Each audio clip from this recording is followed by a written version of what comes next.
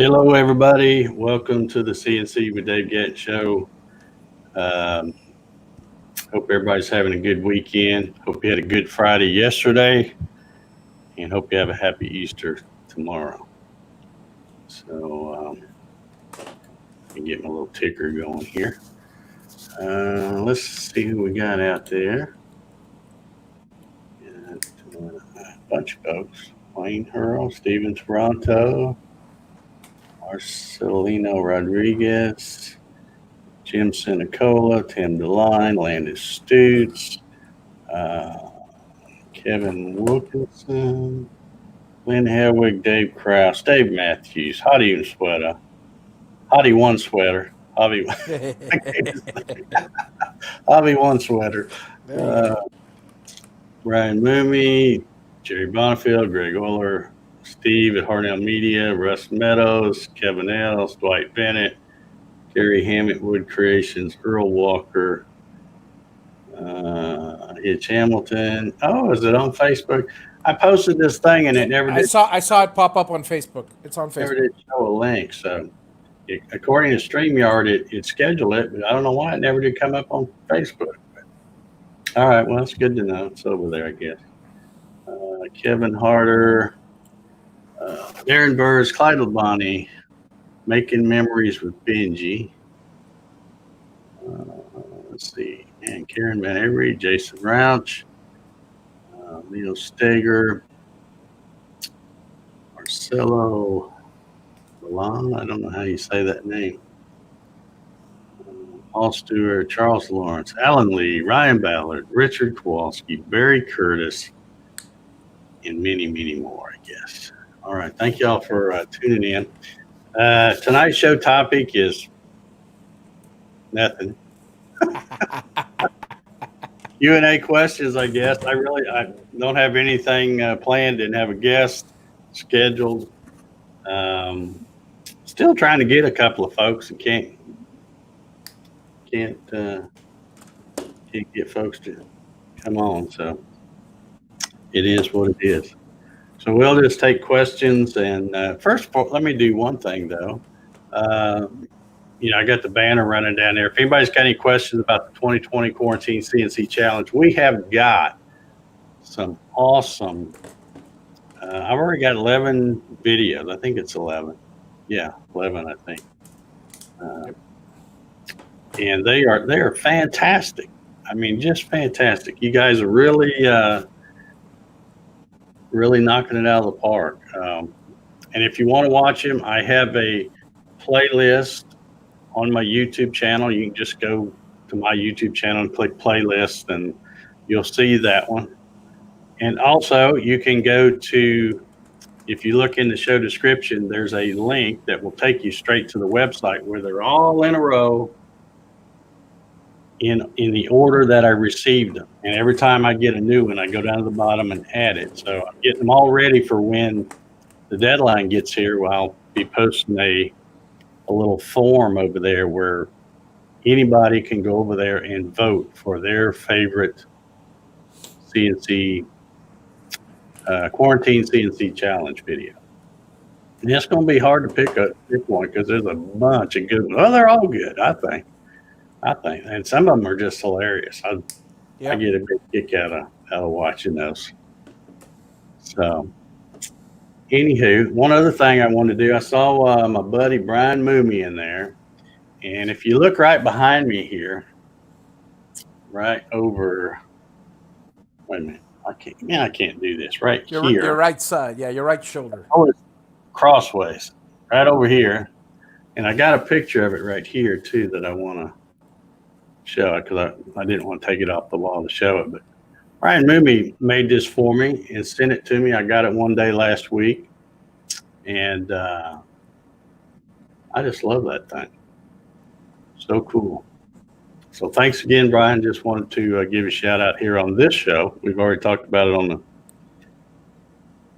coffee sessions.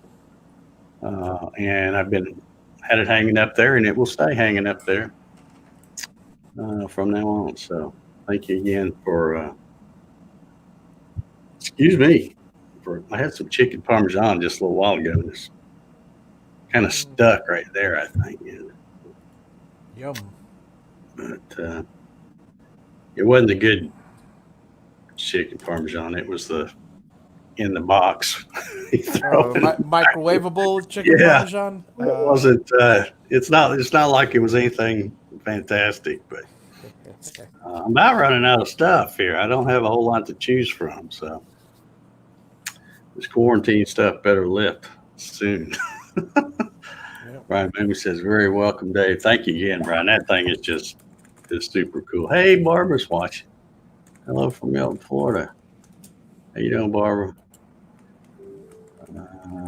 Klein and Becca. Anyone else in that spot? Okay, there's Chad and Patrick's. I don't know who this guy. Who's Patrick Curtis? I don't know who that is. So it might be the Patricks. The Patricks, yes. But, yeah, if you got any questions or anything, put them on there. We'll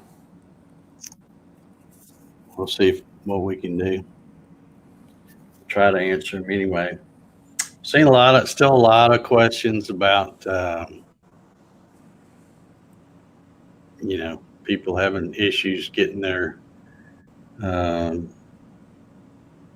controller stuff done. Not hobby box controllers; those things run right out of the box. It's a beautiful thing. But the guys that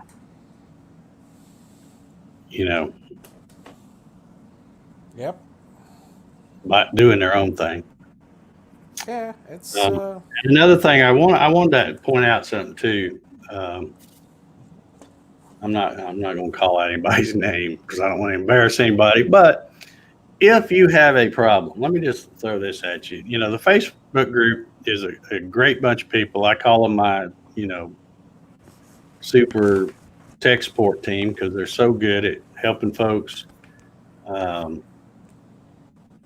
Many times they'll have the issue resolved before I even see the post and get a chance to answer myself. But if you do have some kind of an issue and you going to post it on Facebook,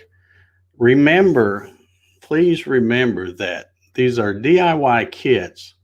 So everybody doesn't do it exactly the same. So if you just say, "Hey, my machine's doing this, can you help me?" No, we can't help you because we got to have more information than that. We got to know what, first of all, what are you trying to do?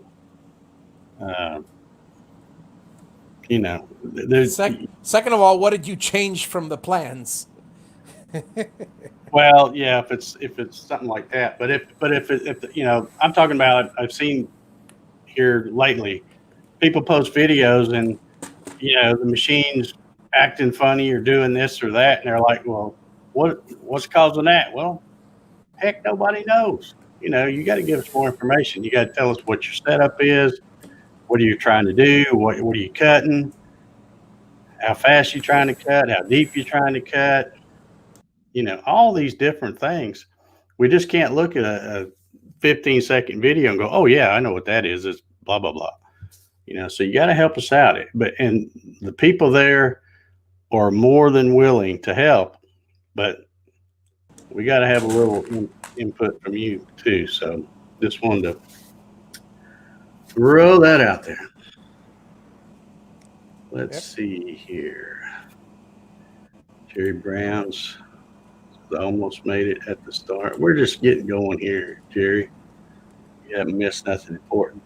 Barbara wants to know where Jack and the Rock is. Well, Jack is sprawled out right in the middle of the hallway down there.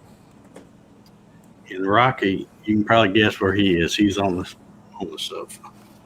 That's where he always goes. When he sees me sitting down here getting ready to do one of these live streams, he heads for the sofa because he don't want to sit back here and listen to me. And Jack just finished eating, so I'm glad he's a few feet away anyway. So, all righty, I'm watching the chat. I don't see any questions over there. I Guess we're doing done. well. Happy Easter. Good night.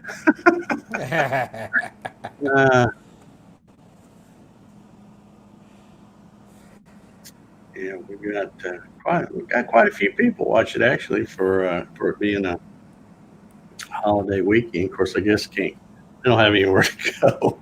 Yeah. Kind of date nights are kind of slacked off, I guess. Kind of on hold. Yeah. Yeah. So anyway, yeah, I'm just looking through here.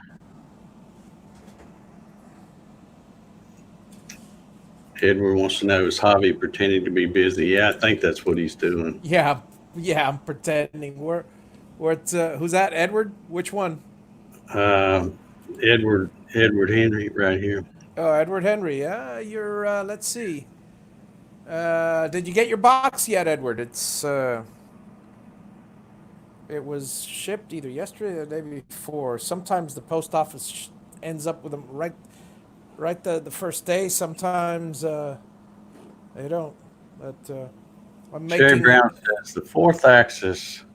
spindle What is controllers. the cost roughly on that one you got? I still have to check Amazon. It was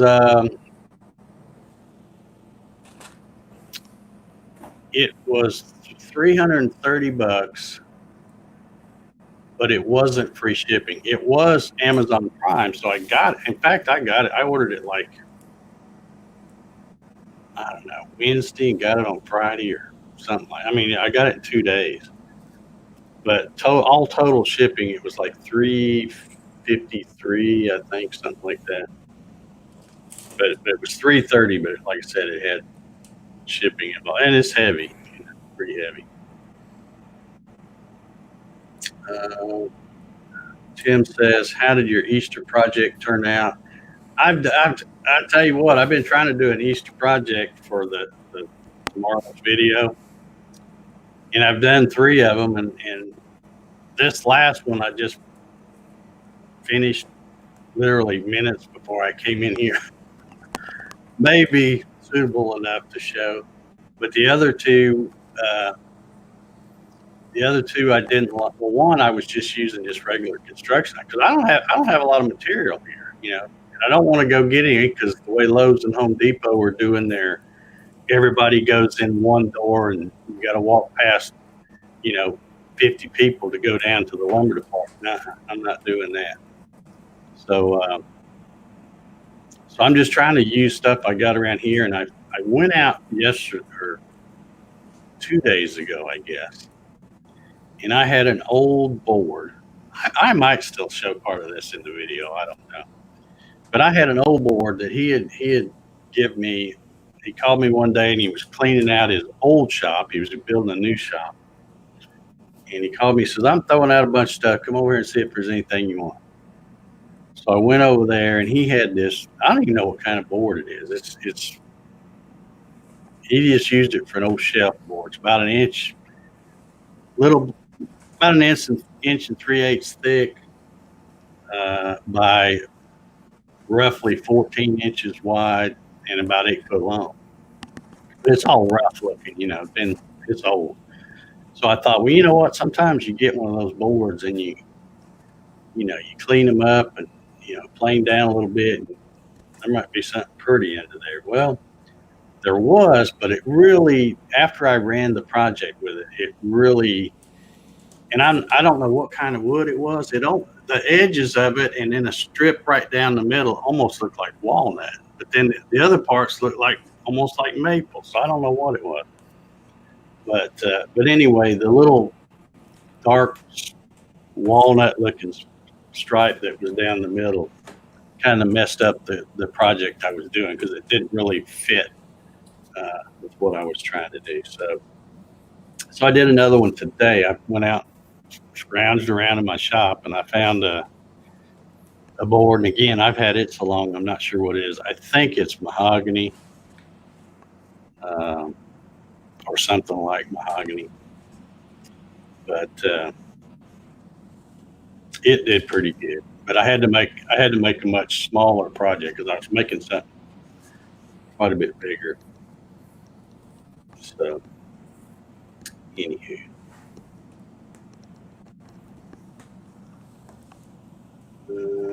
Let's see.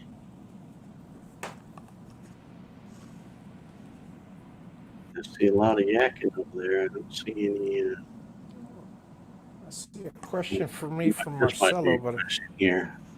Larry Duggar, old buddy Larry, says, trying to put in a 400 Ethernet controller. Do I need a crossover cable or a straight through cable? You're probably always going to need a straight through cable. Straight through. You don't want a crossover cable for that. You don't use a crossover cable for nothing on CNC stuff. Alrighty. Here's a Hobby box question. Yep. It says, hey, Hobby, can your router controller be used with a Xylotex box with connector change? No, Xylotex box does not have the output necessary. They do not have 24 volt outputs. You need a, well, wait. See, if you've already got a working Xylotex box, all you need is a regular breakout board. Well, he means for the router switch to turn on and off the router remotely. So my router box. Let me oh yeah, okay, yeah, my bad. He's saying router controller. Okay. Okay, this will accept any 3 to 32 volt DC input here. So you could just cut off the connector and connect it to connect it to ground and one of the pins and go high on it and there you are. Yeah, it'll work perfectly fine. The 5 volts from the board will trigger the relay, and then obviously you have your power in and your power out, the black cables there, and you're good to go. So yes, it can. With a breakout board. It has to have a breakout board on it. Because Xylotech did not have any inputs and outputs built in. It's just strictly motor control. Landis Steve has a question. He says, seeing a lot of questions, and I think he's talking about the Facebook group, seeing a lot of questions that the dust chute brush is holding up the V-bit, not allowing the V-bit to cut deep enough. I've been saying that a lot too, and I don't know what the heck kind of brushes they're putting on their thing. That's strange. The ones I use aren't that stiff. And you got to remember, you can't put your brushes need to match the bit height. Your bit, you can't put a brush on there and it's 2 inches longer than the very lowest point of your bit. I mean, that's why the best designs for brushes. Everybody makes their own custom designed dust shoe brush that's magnetic and fits on there perfectly. Even I have one that's the best designs are brushes that actually adjust, that you can just do a quick release clamp and adjust the height, because you never know what bit you're putting in there and how much and the height of how deep you're cutting. The original dust shoe on my Cam Master, it was interesting looking. It's basically a tube that it was basically a bracket that attached to the spindle, and it extended to a hole.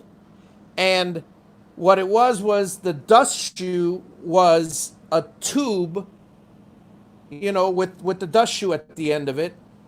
And you could actually, on that bracket, you could pull the tube up and down and then just do a quick tighten. I didn't like it because it always got in the way, so I modified it. But there is something to be said for the flexible design, the up and down thing. Jay Parker says, what controller would you recommend to replace a bad ShopBot board, 5x10 with rack and pinion motors? Well, here's what I would do. If I had a ShopBot, I'd be calling the ShopBot tech support people and let them tell me what I need. If it's their machine, they should be taking care of it, unless you bought it secondhand or something. I don't know how old it is and any of that kind of history, but still, they should be able to, they would know their machine, even if it's an old one, and be able to tell you what you need. Yeah. Let's see. I saw another. Okay, now Tom P61 says, I have 2 magnetic desk shoes, one with a 2-inch brush and also a 3-inch brush. And I've got one on my Gatton CNC. I have when I made my dust shoe, 90% of the time I'm running a 1/4-inch end mill. So I made my brushes on my little magnetic thing to fit that bit. They hang down a little bit lower than the bit does. But when I'm doing some of those guitar body things, I have a 1/2 inch end mill, and that sucker's, because I need one that's long to get down in places. So it's got like a 2 or 2.5 inch cutting length. So it sticks way down below that brush. In fact, I don't even bother putting it on because it doesn't do anything. But I did take 2 other pieces of plywood, cut them to match everything else, glued them together, and then put either steel or magnets, depending on which side it needed to be on, so that I just stick it on there and then stick my other shorter brushes. In other words, I just made a spacer, out of 2 pieces of 3/4 inch plywood. So, but that's what you got to do. You got to have your brushes, because if you get them too long, they get messed up and may prevent things from cutting right. And if they're too short, you might as well not even have it on there because the dust goes everywhere. So it needs to be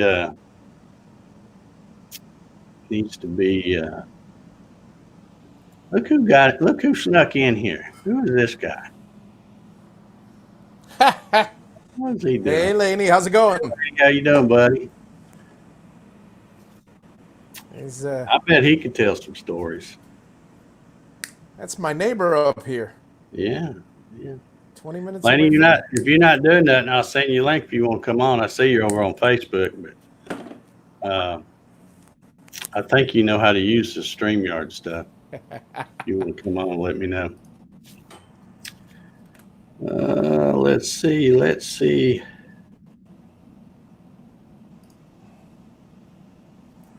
Yeah, the bit just slightly below. Yeah, that's true. That's really the best way, because if you, like in my case, when I put mine on, like I said, I built it to work mainly with a 1/4 inch end mill. But when I put my brush on, I look under there, I can still see the end mill sticking down a little bit, because it's, it's going to make a cut the first time. So then it's going to be right on it. So it works good. But yeah, you gotta have it just the right length for it to be effective.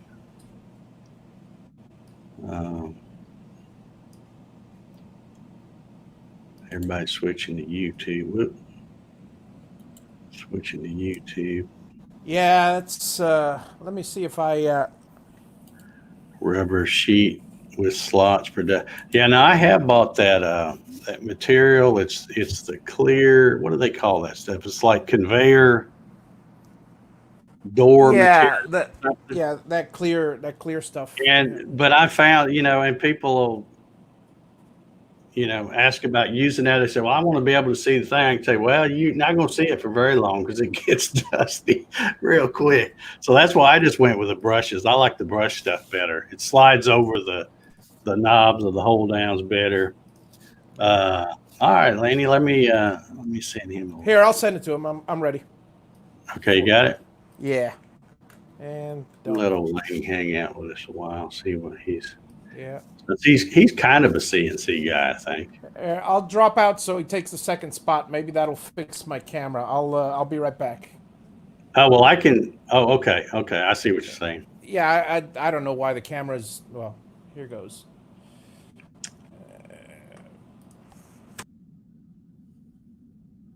And then there was one.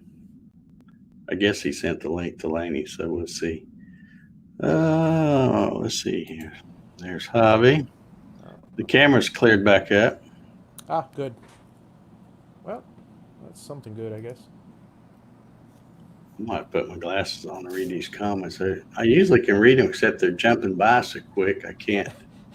Edward Henry says, my resolution is fine. Dave's the handsome one anyway. Well, this is true.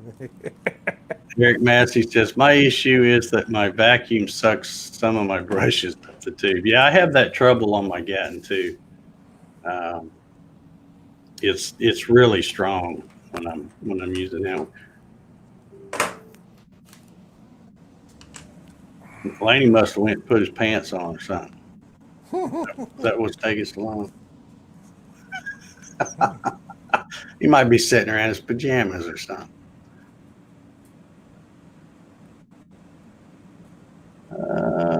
Let's see. I'm losing track. I see comments, but I don't know what they're talking about. It does look real nice, Dave. Oh, several comments have flown by. I'll look back, Becca. Let's see. What he's talking about. I'll scan for them. And let's see. Ryan says, and Jason said originally he would come on and BS about CNC if you want him to. So he'd be happy to be on. BS right here. We got you on here. Yeah, there you go. Ouch! Shot to the bow. Okay, let's see here. How did your Easter project turn out? You got that one, I believe. Yeah. There may or may not be a video tomorrow morning. Yes, Hitch. My production is improving. By the end of this week, I'll be down to a week turnaround time. So that's pretty good. Yeah, Hobby's got some pretty crappy internet there. I think it's coming down. In a minute, but it fluctuates. I've got 0.5 upload out here in the property, so it is what it is. Let's see.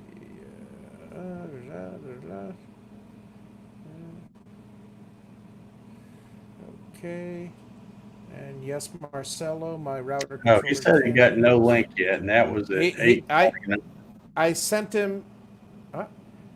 Laney Shaughnessy. I sent it to him through Facebook. Well, that's where he's at. He's on Facebook. I'll send him one. Yeah. Just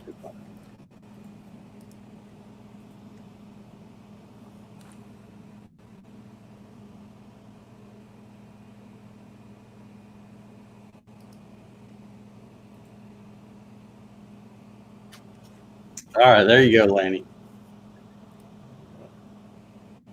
Hobby might have sent you a counterfeit link, or did you didn't send him the link we used for our BS hangout? I sent him this this link. Well, he said he didn't get one at all, which okay.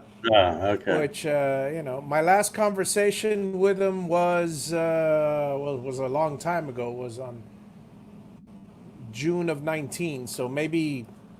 There he is. Maybe he's got a different Facebook page. We thought you had to go get your pants on or something. No, pajamas. I was just waiting for the link. I was out digging with transferring cat cable to my shop for my upcoming shop videos. Okay.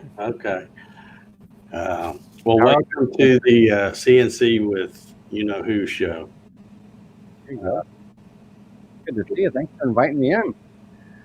I guess the quarantine slowed things down for the Laney man, because usually you're not hanging out there. No, the quarantine actually made things busier for me because I do online one-on-one training where my subscribers can subscribe to me by the month or annually and pay for one-on-one veteran training, and so my schedule is just blown up because everybody's home now starving. Sweet. Yeah. So, you know, it's been good. It's been busy. But I had some free time today, so I thought to bury some cable out to the shop so I could get some high-speed internet out there to do videos in the shop. Yeah, yeah. So what's the topic tonight? I didn't get a chance. I missed it. Well, we don't have one. We're just kind of hanging out and Doing taking the Q&A. questions out of the chat here. This Edward Henry says CNC for Beginners Facebook post mentioned Whiteside router bits. Are you familiar with them, and are they good to get? I use them all the time. I've got. So do I. Yeah. My favorite bit, as far as 1/4 inch end mill, which I use more than anything else, is probably a CMT. I find I get a little more mileage out of those than I do a Whiteside, but Whiteside I use pretty much for everything else. I like a Manas as long as I like a Manas as long as you don't drop them. Yeah, I've been using a Manas today because I've been doing that 3D stuff, and I had to hold my breath because I was using that one that's it's a, what the heck is it? It's like a 30-second diameter with a 1/64th radius. You know, it just, you know the one I'm talking about, Lane. Yeah. The tapered ball nose. It's like you look at it wrong and you think it's and it'll snap. Yeah, the so little tiny one. But it made it through. It ran for that tool path was about 4 hours long. Oh yeah, and as far as the Whiteside bits go, I mean, we provide Whiteside and Amana tools to our customers, and the Whiteside 705 starter bit set for anyone getting into CNC, which has the 60-degree, 90-degree V-bit, 1/4 inch upcut spiral, 1/8 inch tapered ball nose, and 16th inch tapered ball nose. It's a good starter set just to, get up and running. Absolutely. Yeah. Let's see here. Carrie Van Every says, is anyone using their CNC to make 040 clear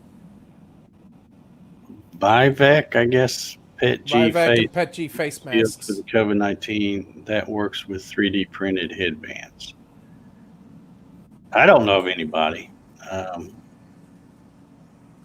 And Dave, you were talking about just a minute ago. Were you talking about the Amana Tool 46280, the 32nd inch tapered ball nose? The 46280. That's exactly right. Yeah, it's a good bit. Yeah. Gets into the details for sure. Yeah. And like I said, that stuff, I think like $48 or something, I think I saw on there. So for that bit? Yeah. It is, it's on sale at Tools today. Now, I don't know where you guys shop, but I was looking at $48 on sale. Yeah, I was looking at Amana's website. Oh, I was checking my information to make sure I had it in my tool database correct. Since I was normal price $65 on sale for $48. Yeah, can't beat it. So, but that's what I mean. Normal Whiteside bit or something you'll get for $18, $20, $25 depending on what it is. But so the Amanas are a little pricey when you just look at it that way, but for the money, they're really good quality, and I don't have a problem at all paying $48 for one of those little bits. I just handle it very carefully, because if you drop it and hits concrete, it's toast. I bought the Amana AMS 136 8-piece 2D 3D carving bit set back in 2015. It was about a few months after I had my machine, and I still use that same 8-piece bit set today. And the only bit I've ever had to replace was the 16th inch end mill. And the only reason I had to replace that is because I took the bit set to a woodworking show, to talk about it in a class, and I dropped the bit out of my hand on the concrete. Ouch. Shattered like glass. A $6 bit. But no, I love the ZRN coated 2D 3D carving bit set for sure. Like great bits.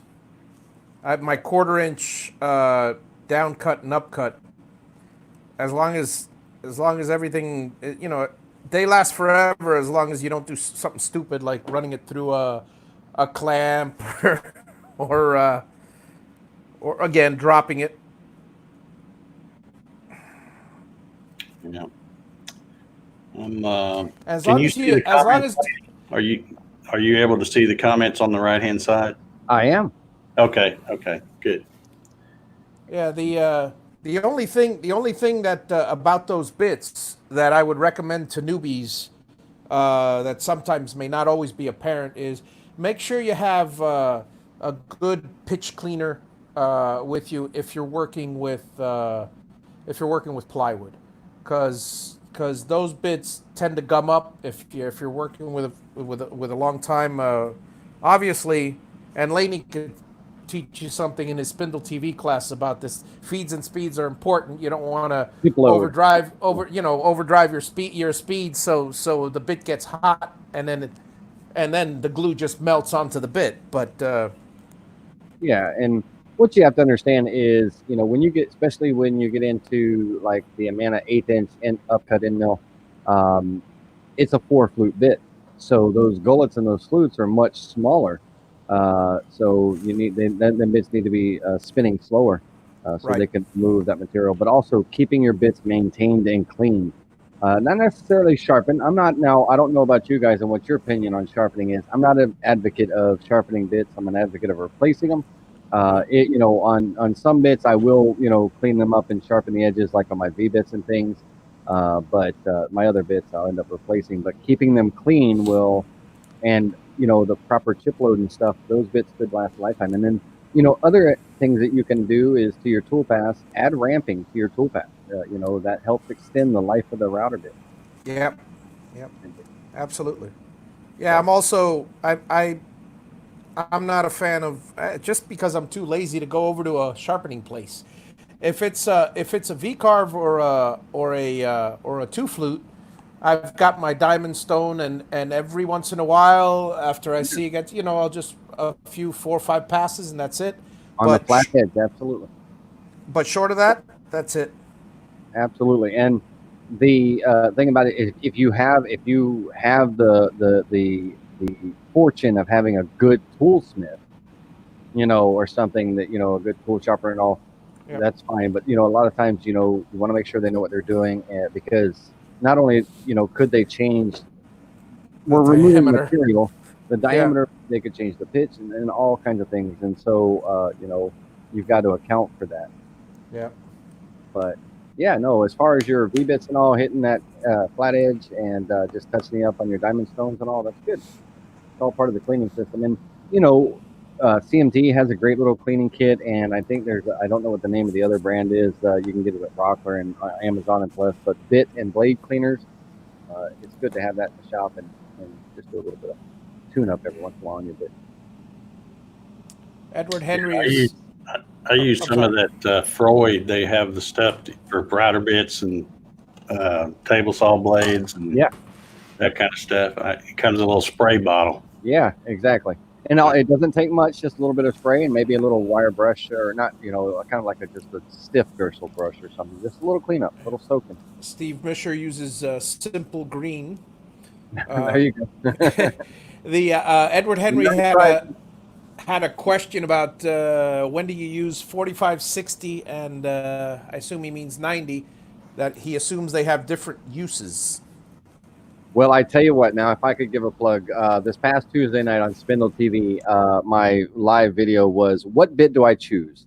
And it's a 3-hour class, but the first 30 minutes of that was covering, the different V bits, like anything from a 22 to a 60 1/4 inch, 60 1/2 inch, 90 degree 1/2 inch, and 120 degree, and how those interact or how those react to different types of carvings, whether it be V carves, profile cuts, and things like that. And a little bit of good information in there, but it all depends on the use. I mean, so basically, what he's saying, Edward, is go watch the Spindle TV show. Yep. I'm just saying that there was a lot of information in there. Shameless plug, but go ahead and watch. Sorry, Dave. We seem to have time these days. Your leg, lady. It was terrible. Hell, heck, I watch your show. Who am I kidding? But In those fact, long classes, now I'm about to shorten them up a little bit, but they're long, and they're hard to get. yeah, through. yeah. You got to get a cup of coffee and maybe a sandwich or two. don't you worry about them being long. I've been doing for the past 3 or 4 weeks soldering with Javi on Monday, Here Wednesdays, we and go. Tuesday Another nights. shameless plug. Right There we go. And I got 24 of these people on this list here are actually watch me solder for an hour and a half. Absolutely. And But big shout out it's to that Mark. time. Thank you, Mark, for that. Yep. I appreciate it. Go subscribe, guys and girls. No, just everybody should be watching Dave. I get excited when Dave pops into my classes because I know that's when I know that I've hit the big time when Dave. Oh, please. Get starstruck. Mark, Yeah. I'm a big fan of Mark's videos too now. Mark, I like Mark's videos. Yeah, Mark's the he's awesome at the beginner stuff. Yeah, man. Well, It's even beyond that, I mean, Yeah, he's been. I actually liked. I told him last week. I watched one of his split letter decorative designs and things for V-carve and stuff, and it was really nice. Yep. He gave me a cheat. I usually create mine from scratch, and he showed where you can go buy the font. And I was like, yeah, there you go. So thanks for that, Mark. Mark says I hate long videos. That was right, sarcasm, by the way. If anybody knows Mark. Go ahead and do another plug here, Laney, and tell him. All right, Tim. Tim DeLine. No, my channel is youtube.com/Spindle TV. I'll get it on there now. TV. Every Tuesday night from 7 to 9 p.m., sometimes 10, whenever it ends. But we have live classes every Tuesday night, interactive. And the classes are recorded and stuff. But I'm going to be doing a couple of days a week now. I'm going to start doing In the Shop with Laney. We're going to get at the CNC and start making some stuff. I'll show you how to use Laura Mask 813 and painting your projects and all kinds of fun stuff we're going to get into. Because people have been asking about, I got enough Vectric. I want to see some things in the CNC. So I started digging a trench today just for you guys and girls. It's like I'm too old to be digging trenches. I was burying cable to the shop for internet. Oh yeah. I realized right then and there. Now I used to do that stuff all the time when I was younger. When I worked in the field. I'm not a young. Yeah, I bought some. It's called Cat 6 cable, but it's the outdoor type. Yeah. And I didn't bury mine. I just rung it up and put it up high enough where I could. Really? Yeah. Very nice. There you go. Yeah. No, I'm way too old to be digging a trench for that stuff. In Florida, it was hot today, boy. I was digging. Oh, I was happy when customers were calling me. It gave me a prank to get in the air conditioner, sit down on the phone, and talk with them. I'll be right back, Dave. I think I'm on the wrong account because it didn't let me publish anything. Hang on a second. Oh, okay. Yeah, that must be the problem then. You're not on the. Maybe. Hey, right Steve thing. Carmichael. Man, long time no see, Steve Carmichael. How are you doing, bud? I hope you're doing very well. It's good to see you. I miss you guys. I'm going to come back to making my regular woodworking videos too. I just LED lights in the shop, Dave. What? Say that again. I thought I heard you say you was going to start making regular videos again. I am. I didn't hear that. I still got 104,000 subscribers waiting to see me put a video up. I haven't put a video. And I'm one of those 104,000. I know, and I get emails saying, "Hey, are you ever coming back?" And I am. And you know what, Dave? I just put LED lights. I took all the fluorescent lights out of my shop and put LED lights in. Whoa! Talk about bright. Yeah. My goodness. I was like, okay, I can do this. I can see now because I started wearing glasses not too long ago, and now I can see in my shop. But yeah, I'd like to get back to start making regular videos. I've been focusing a lot on CNC. I love my CNC, and teaching people CNC, but I miss just building something every once in a while. My table saw is getting neglected. I got to get back to it. Yeah. I CNC gets used a lot. Yeah, for those folks out here that might be fairly new, that don't really know Laney that well, before I ever met you in person, you were always one of my favorite YouTube woodworkers. You didn't even know what a CNC was back then when I No, first started no, watching you.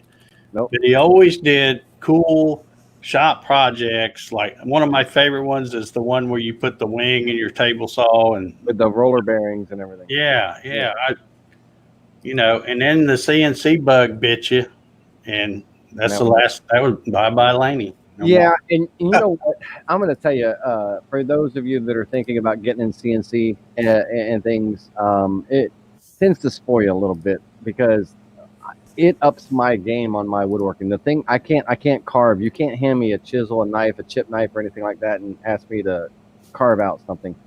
But I sure do have the talent to put it on the CNC and carve.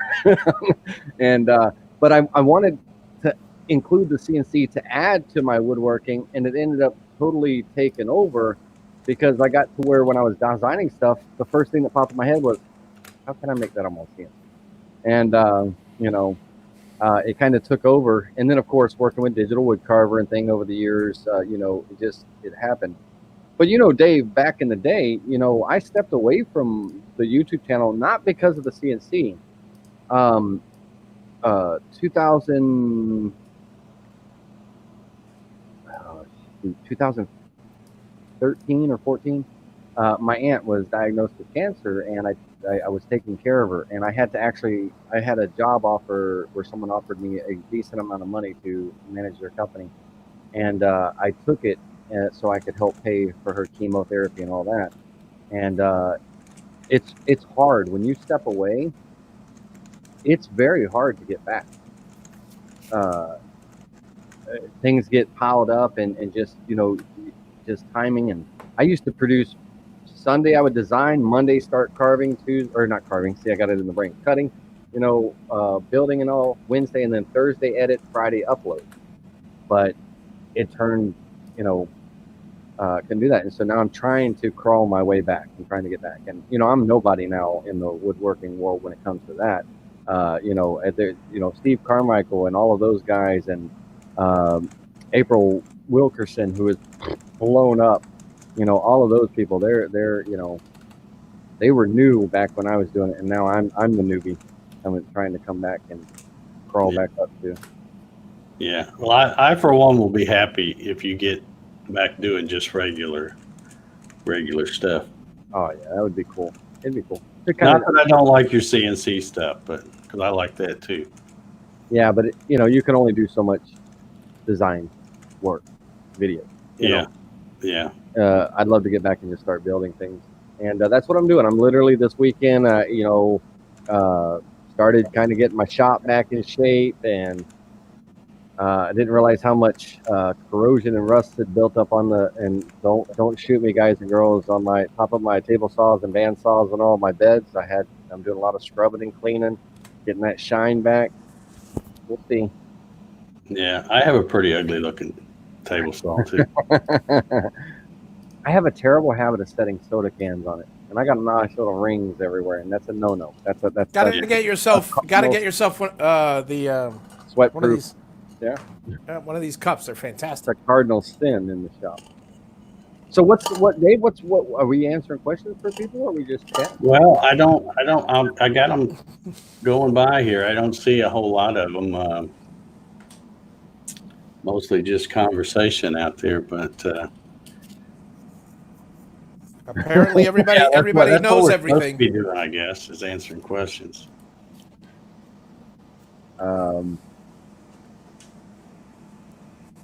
Do you have any questions, Laney? Do I? Yeah. Well, I wonder if anybody asks you that. It's like you always answer the questions. I figure. Do I have any questions? Yeah, here's another guy who got slack on doing the videos. He used to do a bunch of them. Yep, Jerry. Jerry was awesome. Jerry. I love Jerry back from the Whirligig War days. He always made whirligigs for my competitions and stuff. Yeah, you should take that back. I miss those whirligigs. I mean, I never got into them. Yeah. I got into the woodworking community after they I don't know. They went by the wayside apparently. Yeah, and the but the Dave, I wanted to ask you, how is your new CNC doing?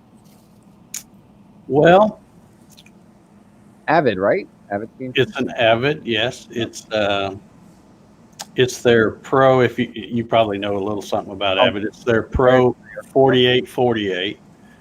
It's got the NEMA 34s with it, and it's pretty dadgum nice. Mm-hmm. I haven't done a review video on it yet, simply because I don't like doing a review video on. Some guys will buy something and then 2 weeks later they're doing a review on it. I'm like, come on, you haven't really broke it in yet.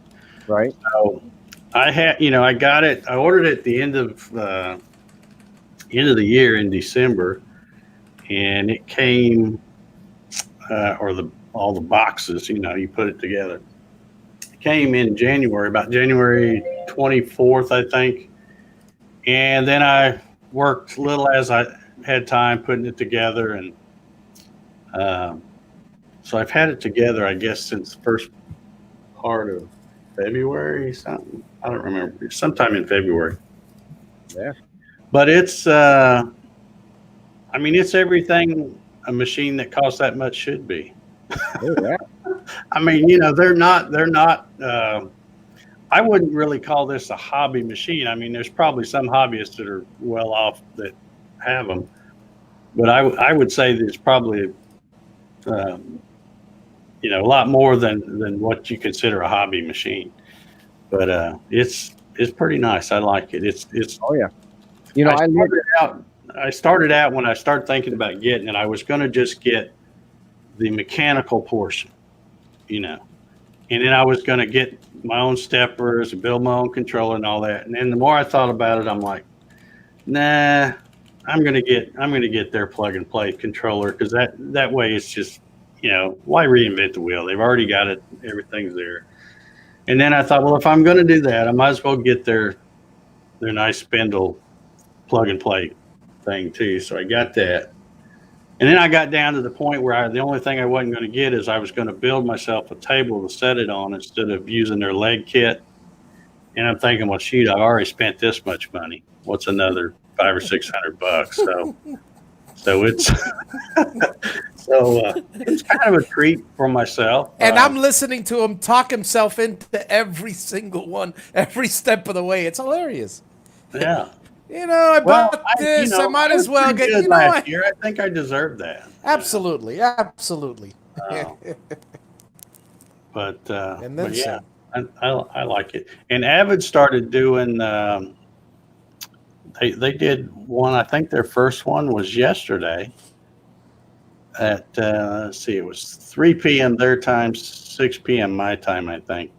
But they did a live stream where they talked about feeds and speeds and all that. I caught part of that. So yeah, everybody with all this quarantine stuff, everybody and their brother's doing live streams now. Yeah, so. Absolutely. Hey, Javi, I sent you something in the private chat. That might help you out. Cool. I don't know if it'll help you out. But I was looking at Avid for their plasma cutter. I got an infatuation. I want a plasma cutter. I want to, or at least if Lincoln is listening out there anywhere, I'd love to have a welder. I want to start mixing a little metal and wood. I think it'd be cool. Yeah. But, I tried to get the old digital wood carver to make plasma cutters, but not right now. They don't want to mix medium. Now, have you ever done any metal cutting, like aluminum or brass or anything? Any soft metals? Yeah. Non-ferrous metals. Yeah, I've cut aluminum and brass, but never bronze, titanium, or anything like that. But aluminum and brass. It's just on the CNC. But yeah, I'd like to do a little mix of metalwork and woodwork. Oh, I've cut steel with my CNC. It was on purpose, though. I was about to say, whoa. With a diamond that I've engraved still, but I've never. Let me see. I think I got a question here. Let me see if I can catch this one. It says, to use the ship to me service for the kit, what's the weight in box size? All right, if you're talking about a Gatton CNC kit, and I assume you are, if you got a pencil, here we go. The box is 24 inches long by 12 inches wide by about 5 inches tall, and the weight is approximately 16 pounds.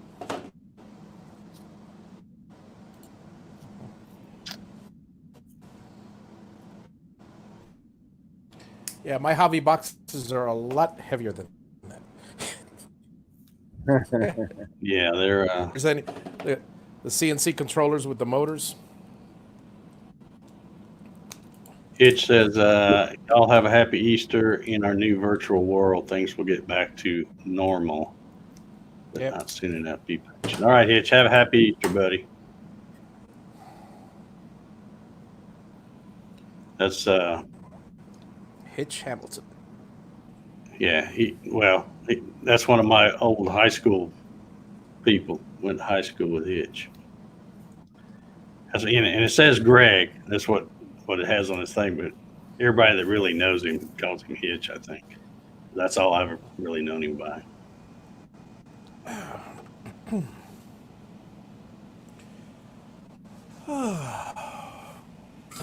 All right. Jerry Brown says he's cut screws and clamps with his CNC. That's the steel I'm talking about. Yeah. Yeah. I tell you what, I did a video the other, I don't know, I lose track of time, 2 or 3 weeks ago, and I was showing how I, like, when I have a blank, whatever it is, and if I've got any room left on that blank, to go ahead and cut my wooden clamps, and then I made those files available for people on my website, and man, everybody and their brother has got those. They love those free files. Well, it's the little clamp and the knob. I have a knob with mine too, and I love those things. They're, because you can make them whatever length you want, and I hit one today with a bit. I knew it was going to hit, but I knew it was only going to hit by a little bit, so I didn't even worry about it. I didn't even try to move it. I just left it there. It goes right through it. It's a cool thing about using the scrap wood ones.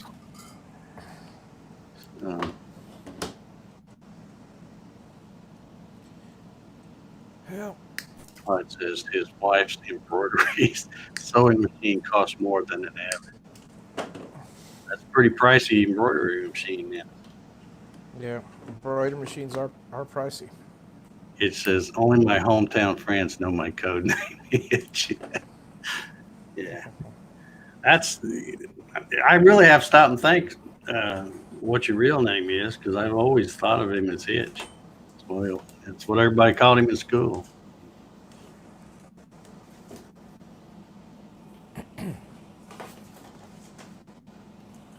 Any questions out there? There are, and I'm about to bear with me a second here.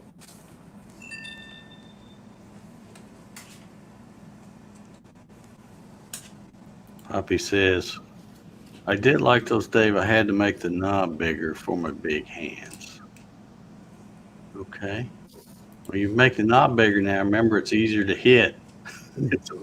It's a bigger target if you make it bigger. Okay, so do you see the question from, where'd she go? Carrie Van Every? When do you use climb cutting versus conventional cutting? Yes. Yeah. All right, Carrie. So first of all, let's understand a little bit about the difference between the two. Now, typically, let's say, for instance, if you're surfacing a wasteboard, typically you're running. I don't mean to interrupt, Laney, but didn't you just talk about that on your show the other night? I did not too long ago. Were you afraid to plug it again? No, we're not going to plug it again. But let's see if I can kind of let's first talk about the difference between the two. Okay, let's talk about conventional milling first. Okay, so that everybody understands what conventional milling it is. Conventional milling is basically carving in with the rotation bit. It causes the tool to rub against the cutting surface. Okay, this is going to cause the work hardening. It's going to generate heat. It's going to increase tool wear. It's going to be raking chips across the finished surface, providing a poor surface finish. Unless specifically recommended by the tool manufacturer, that tool manufacturer and the material that you're being milled, you're always going to be using climb cutting. That's why in your Vectric software, climb cutting is the default. Climb milling produces a far less cutting pressure and heat on the bit, and it leaves a better surface finish, which results in longer tool life and things. Where and when, I don't know if that helped explain anything, or I don't know. I'm just trying to fit it out to not take up too much time on it. But where you will typically see conventional cutting is, let's say that I'm surfacing a wasteboard. I want my bit to run in one direction, raise up, come back, run. I always want to cut in one direction, and I'm usually going to be conventionally cutting with those larger diameter end mills. This is going to produce a far better cut than climb conventional, climb conventional, climb conventional, that back and forth cutting. During a cleanup pass, doing a conventional cut's not a bad option as well. But for most parts, Carrie, you're going to be doing climb cutting unless specifically there's an actual specific purpose because of the tool or the material to climb cut or conventional cut, like aluminum. When you're cutting aluminum, you're conventionally cutting. You're not climb cutting aluminum. You're non-ferrous metals. I don't know if that answered the question, but I thought I'd throw it out there. Was that okay? I don't know if that was okay, but hopefully I didn't just raise even more confused. You should go back to Spindle TV and check out. Was it the last show you did that had that, or the one before last? I think it was the one before last. Okay. I couldn't remember, but yeah, I knew it had been recently that because I was watching it, and I go, yeah, there you go, climb versus conventional. Yeah, so conventional and less specific to the bit or the material, such as aluminum and things like that, where you're conventionally cutting, you're always climb cutting because it is going to produce less heat on the bit. It's going to produce a cleaner finish, and less wear and tear on the bit. Okay. VZP38W, whoever that is, says, is the bigger the stepper motor, the better. 425 ounce versus 1700 ounce holding torque. Wow. I don't have an answer on that one. My torque, our torque is on our stepper motors is 425, pounds. Yeah, and that's what 1700 do too. Deviate from the plans, but it just depends on what kind of machine. If you bought 1700 ounce for some little small step craft or something, that'd be overkill. Yeah, it also depends. Anyway, it also depends on the bit. If you're using 1/4-inch bits, anything over 425, even 425 is overkill, because you could snap a bit with a 425, and so you're limited by the speed. Now, if you're using 1/2-inch bits or a mill or something more professional, well, then you're going to need NEMA 34s or something bigger. But again, how fast do you want to cut? We're talking hobby CNC machines. So yeah, and see that that's the big difference, and that's why when I bought my Avid, I went ahead and splurged and got the Pro Series, got the NEMA 34s, and just to give you a basic idea, if I cut the exact same thing, let's just say a Gatton CNC kit, because I have cut those on both machines, I can basically cut them in half the time on the Avid, really, well, less than half the time with the Avid than I can the Gatton. Now, how do I do that? Well, it's, you know, even if I keep the same depth of cut and all that, but I can do the feed rate way faster And because the it's got rapids are and the rapids are the can go up rapids. to 1400. It's In fact, I you know, I did a video on you know, they say that you can do 1,000 inches a minute on the rapids, and I thought, well, I'm gonna do a video, test it, see if it will. I saw that video. And by gosh, it will. But I still only leave it at what it was set at by default with their XML file, which is 600 inches a minute, because that's plenty fast enough. Yeah. But those combination of things and the extra torque on them, you know, because the NEMA 34s I have on mine have like 960 ounces, so they will push it through, and you know, everything is faster. That's the big price. It's also rack and pinion, because my Cam Master can push 800 inches per minute, and it's using 269 inch motors. Right. Yeah, the rack and pinion makes a big difference too. The gearing makes a huge difference.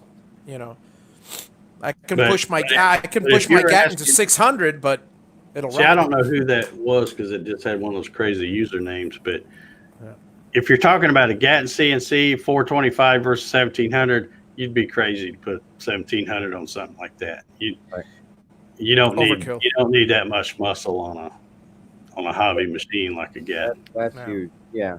And real quick, if I could, a big shout out to Dean. Dean, good to see you there, bud. And just stay tuned to my normal channel, Spindle TV, on YouTube, and you'll see those new videos come up there. He was asking how he would subscribe to the new channel, or the new In the Shot with Laney or something, and I was like, same channel, same time, just a different day. Yep. But yeah, no, ours are 425 torque. I couldn't imagine. Yep. Jerry says he wants to do the Avid, but 100% hobby, so 10K is not on my budget yet. Yeah, but you're a heavy duty hobby guy, Jerry. You go to the shows and all that, so you know you could get your money back on one of those pretty quick. Justify the expense if we ever get out of this silly quarantine stuff. You know, there's not going to be any festivals or anything to go to until we can leave the house.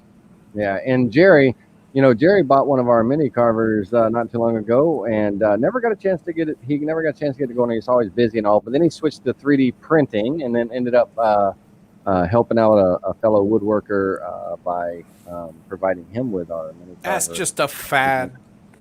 That was awesome, but he's 3D printing now. So. I haven't had the desire yet to try that, but there are some times where I see people like, man, I made this part for this machine, and you know, I'm like, that's pretty cool.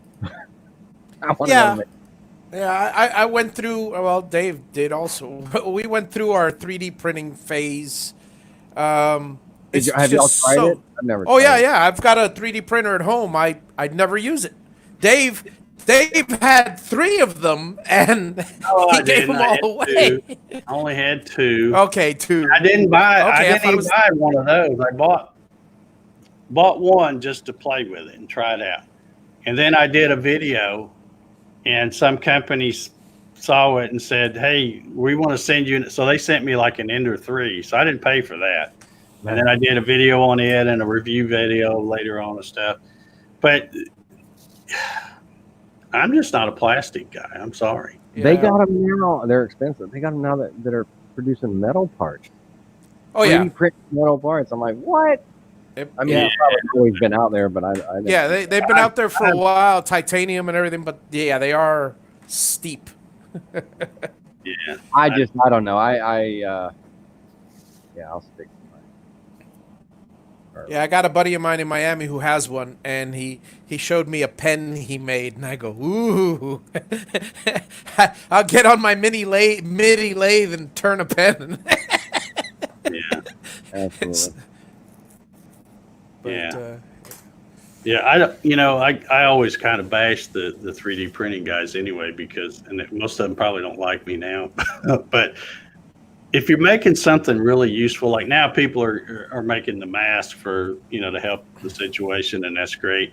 But I just see so many grown men making Yodas or, something silly. And I'm like, come on, guys. You're a grown man. You don't need little Yeah. dolls or action And figures or whatever. I and would, I would use it for making little parts, parts. yeah, and that's the thing. And Something. the truly sad part is, and I'm guilty of this when I was in my 3D phase, is that we'll go to Thingiverse, we'll see whatever's there, and that's it. But we'll never invest the time into learning Fusion or 3D. Which is where you would actually get the advantage of a 3D printer. Yeah. Several baby Yodas. Uh, oh, well. All right, gentlemen, it's nearly 15 past, so about time to wind this one down. Well, once again, Dave, thank you for you guys both, Javi and Dave. Thanks for inviting me in. I really appreciate it. It was fun. I've told you before, Laney, you got a standing invite. Anytime you're not doing nothing and feel like come slum with us, you can come hang. You're welcome over at Spindle TV anytime you want to too. Now, you want? I just like sitting there learning. Oh, I can't. Now you know more than me. Don't be playing off that you don't. No, I don't. I don't know that much about the Vectric stuff because I only make what I do, and I don't make any of the fancy stuff. Like the other night, you were doing what do they call them? Quarter boards or something like that. Yeah. I thought those were really cool, and I've got that on my list. I want to try to do one of those. But yeah, I have to watch you on the my 65-inch big screen.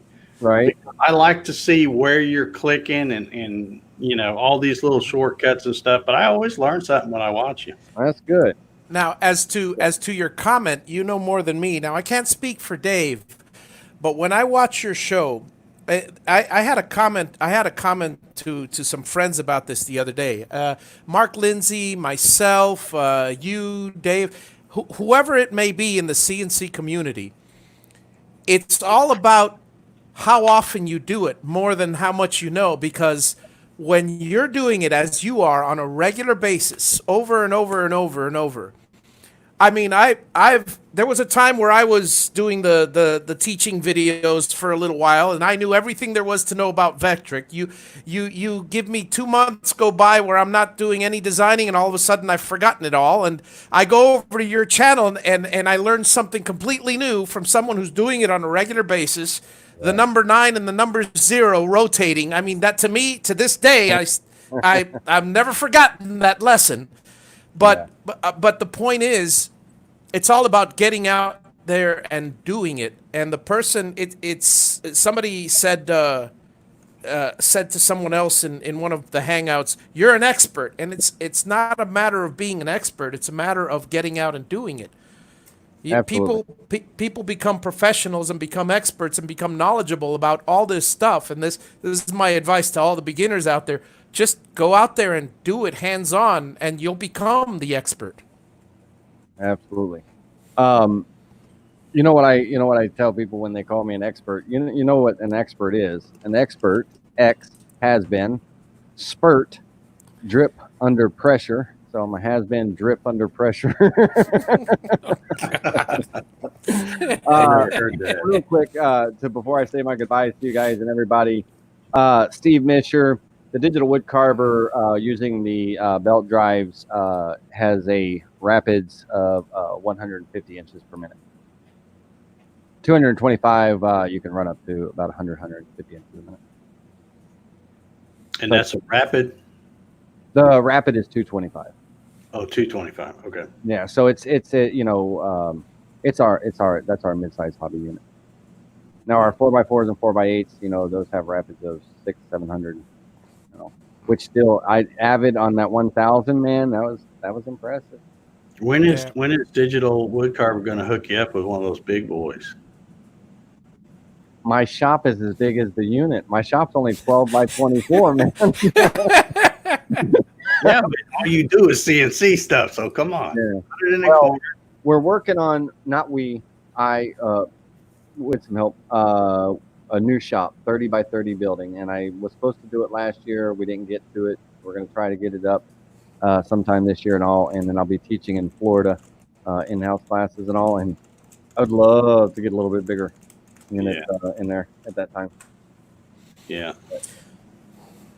Yep. All right, Dan. Well, folks, we're going to get out of here. We've been on here about the usual time. It's my fault. I talk too much. Nah, you don't talk too much. All right, guys. I appreciate you. Thank you, both. And we'll sign off here. And everybody have a happy Easter. I mean, I know it's kind of, probably be watching your sunrise service online or something, but, could be worse. Remind Laney to stay on if he wants after. Cause oh, yeah, you don't have to go. They always drop off. I always knock us out here just to do the outro, but then I bring us back in. So you don't have to leave right then unless you just are tired of talking to us. So anyway, everybody have a good Easter, and we will see y'all later. Good night, everybody. Good night, all. Not all.